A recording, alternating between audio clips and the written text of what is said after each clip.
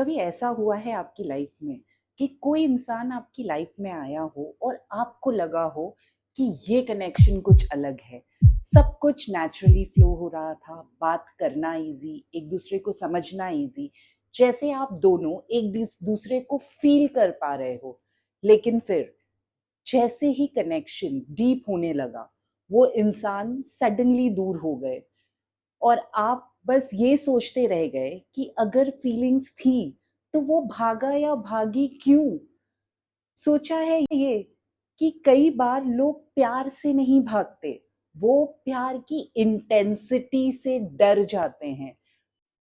और जब कनेक्शन उन्हें इंटरनली शेक करता है तो उनका सिस्टम ऑटोमेटिकली डिस्टेंस क्रिएट कर देता है। अगर आप इस फेज से गुजर रहे हो या आपने कभी ऐसा कनेक्शन एक्सपीरियंस किया है जहां फीलिंग्स डीप थी लेकिन डायनामिक्स कंफ्यूजिंग हो गए हैं, तो इस वीडियो में हम बात करेंगे कि ऐसे रिलेशनशिप्स में डायनामिक्स जनरली कैसे वर्क करते हैं।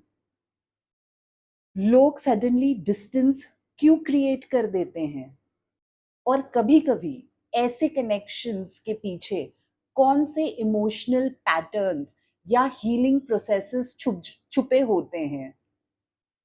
सबसे पहली बात समझना ज़रूरी है कि deep connection surface level relationships जैसे नहीं होते हैं।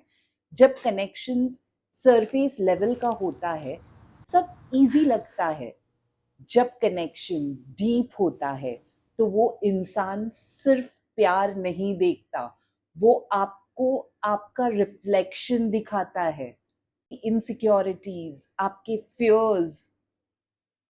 लोग ऐसे इन्वायरमेंट में बड़े होते हैं जहाँ इमोशंस सेफ फील नहीं करते।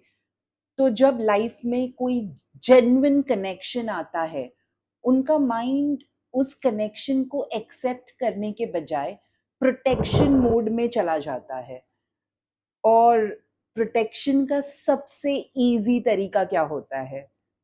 डिस्टेंस। इसलिए कई बार जब फीलिंग्स रियल होती हैं, तभी इंसान एक स्टेप पीछे ले लेता है। तीसरी बात, कभी कभी कनेक्शन इतना इंटेंस हो जाता है, इंसान को लगता है वो अपना कंट्रोल लूज कर रहा है।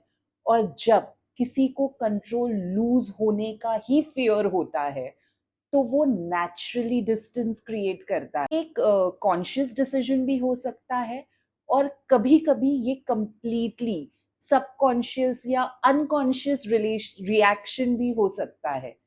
इसका मतलब ये नहीं होता कि कनेक्शन रियल नहीं था। इनफैक्ट कनेक्शन इतना रियल होता है कि उसकी इंटेंसिटी ही किसी को डरा देती है।